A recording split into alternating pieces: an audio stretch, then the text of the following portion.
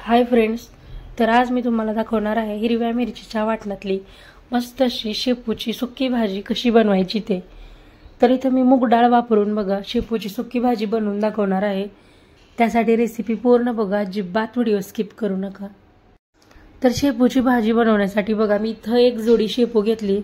शेपू छान स्वच्छ अशी नीट करून घेतलेली आहे बघा। कधीही बघा पालेभाज्या बनवताना पालेभाज्या पहिलं नीट करून घ्यायच्या, त्यामुळे काय होतं पालेभाज्यावरती भरपूर अशी माती लागलेली असते बघा। इथे मी शेपू नीट करून घेतली आहे। त्यानंतर बघा छोटे छोटे आकारात शेपू कट करून घेतलेली आहे आणि ही शेपू बघा मी छान 2 ते 3 पाण्याने स्वच्छ अशी धुवून घेणार आहे। त्यामुळे काय होतं यावरती माती वगैरे जी बसलेली असते ती सगळी निघून जाते। बघू शकताय तुम्ही अशा पद्धतीने मी शेपू छान अशी धुवून घेतली आहे। आता इथे वाटण बनवण्यासाठी मी 5 ते 6 हिरव्या मिरच्या, 4-5 लसणाच्या पाकळ्या आणि थोडासा कढीपत्ता घेतलेला आहे। इथे मी हिरवी मिरची आणि लसूण याचं वाटण बनवणार आहे। इथं तिखटाचं प्रमाण तुम्ही तुमच्या आवडीनुसार कमी जास्त करू शकता। तुम्हाला जास्त तिखट हवं असेल तर तुम्ही थोड्याशा मिरच्या जास्त घेतल्या तरीही चालतील। इथं मी ओबडधोबड असं हिरव्या मिरचीचं वाटण करून घेतलेलं आहे। अगदी ओबडधोबड करायचं, जास्त बारीक करायचं नाही। कुठलीही पालेभाजी करताना मिरचीचं वाटण अगदी ओबडधोबड करून घ्यायचं। इथं मी मूग डाळ घेतली आहे। इथं बघा ही मूग डाळ मी 10 ते 15 मिनिटांसाठी पाण्यात भिजत ठेवलेली होती। इथं मूग डाळ घेतली आहे। तुम्ही तुमच्या आवडीनुसार मसूर डाळ किंवा कुठलीही डाळ घेतली तरीही चालेल, किंवा डाळ नाही घातली तरी सुद्धा चालेल, पण डाळ घातल्यामुळे भाजी छान लागते, त्यामुळे इथे मी मूग डाळ घेतली आहे। तर भाजी बनवण्यासाठी इथं मी गॅसवरती कढई गरम करायला ठेवली। कढई छान गरम झाली की यामध्ये मी छोट्या पळीने 2 पळी तेल टाकून घेतले। तेल व्यवस्थित असं गरम करून घ्यायचं। तेल छान गरम झालं की मी यामध्ये 1 चमचा मोहरी आणि 1 चमचा जिरे टाकून घेतले। जिरे आणि मोहरी आपल्याला छान अशी तडतडू द्यायची आहे। जिरे मोहरी छान अशी तडतडली की यामध्ये मी कढीपत्ता घालून घेते। कढीपत्ता सुद्धा छान आपल्याला फ्राय करून घ्यायचा आहे। त्यानंतर यामध्ये आपण जे हिरव्या मिरचीचं आणि लसणाचं वाटण केलंय ते वाटण मी यामध्ये घालून घेते। आता वाटण आपल्याला छान असं फ्राय करून घ्यायचं आहे, म्हणजे लसूण आणि हिरवी मिरची याचा कच्चेपणा निघून जाईपर्यंत आपल्याला वाटण व्यवस्थित असं फ्राय करून घ्यायचं आहे।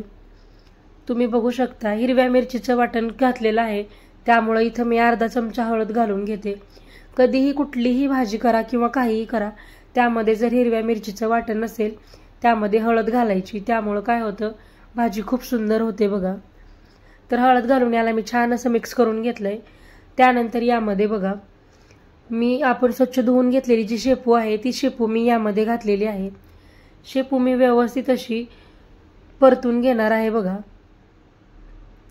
तर बघू शकताय मी अगदी 1 ते 2 मिनिटांसाठी ही शेपू मी या वाटणामध्ये बघा छान अशी परतून घेतलेली आहे।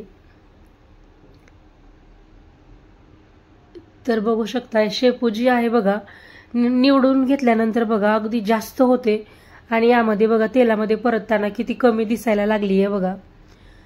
त्यामुळे यामध्ये मी स्वच्छ धुवून घेतलेली आणि भिजवून घेतलेली जी डाळ आहे ती डाळ मी यामध्ये घालून घेते। डाळ घालून बघा याला छान असं व्यवस्थित मिक्स करून घेणार आहे। तुम्ही डाळ न घालता जरी ही भाजी बनवली तर काय होतं भाजी छान लागते, पण अगदीच कमी होते। समजा घरात जर थोडेसे मेंबर जास्त असतील तर खाताना कमी पडते बघा, त्यामुळे डाळ वगैरे घालायची। त्यामुळे काय होतं खायला सुद्धा खूप सुंदर लागते आणि सगळ्यांना व्यवस्थित अशी पुरते सुद्धा बघा। तर डाळ घालून मी याला 1 ते 2 मिनिटांसाठी परत एकदा छान मिक्स करून घेतलेलं आहे। त्यानंतर यामध्ये मी भाजलेल्या शेंगदाण्याचं कूट घालून घेणार आहे बघा। मी या छोट्या चमच्याने 3 ते 4 चमचे शेंगदाण्याचं कूट घातलंय। इथं शेंगदाण्याचं कूट सुद्धा बघा जास्त बारीक करायचं नाही, अगदी ओबडधोबड असलं तरीही चालेल किंवा बारीक असलं तरी सुद्धा चालेल बघा। मी शेंगदाण्याचं कूट घालून घेतलंय। त्यानंतर यामध्ये चवीपुरतं मीठ टाकून घेतलंय। आता ही भाजी छान अशी मी व्यवस्थित मिक्स करून घेते बघा। तुम्ही बघू शकताय इतकंच आपली शेपूची भाजी किती छान अशी दिसायला लागलेली आहे। मी आता याला व्यवस्थित मिक्स करून घेते। त्यानंतर बघा आपलं जे मिक्सरचं भांडं होतं ज्यामध्ये आपण वाटण बनवून घेतलं होतं त्याच भांड्यामध्ये बघा मी अगदी थोडंसं पाणी घालून घेणार आहे, म्हणजे अगदी थोडंसं पाणी घालायचं आणि तेच पाणी मी या भाजीमध्ये घालून घेते बघा आणि व्यवस्थित मिक्स करून घेते। यामुळे काय होतं बघा पाणी घातल्यामुळे आपली भाजी छान अशी शिजते बघा. ऑलरेडी आपण डाळ वगैरे भिजवून घेतलेली आहे, त्यामुळं आपल्याला इथं जास्त पाणी घालायची गरज नाही. अगदी थोड्या पाण्यात ही भाजी आपल्याला वाफवून घ्यायची आहे. पाणी घालून घेतल्यानंतर मी याला छान व्यवस्थित असं मिक्स करून घेतलंय. आता यावरती झाकण ठेवून बघा ही भाजी मी 2 ते 3 मिनिटांसाठी छान अशी वाफवून घेणार आहे.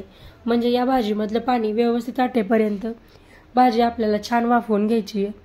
तुम्ही बघू शकताय 2 ते 3 मिनिटांमध्ये आपल्या भाजीला छान असं तेल सुटायला लागलंय आणि मस्त आपली भाजी शिजून तयार झालेली आहे बघा.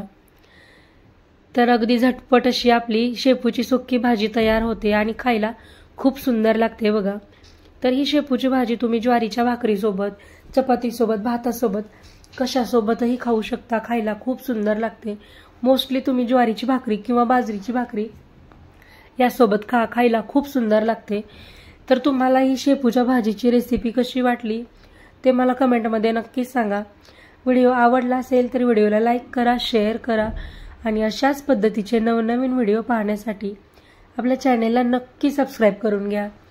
भेटूयात परत एकदा नवीन व्हिडिओमध्ये. तोपर्यंत बाय बाय.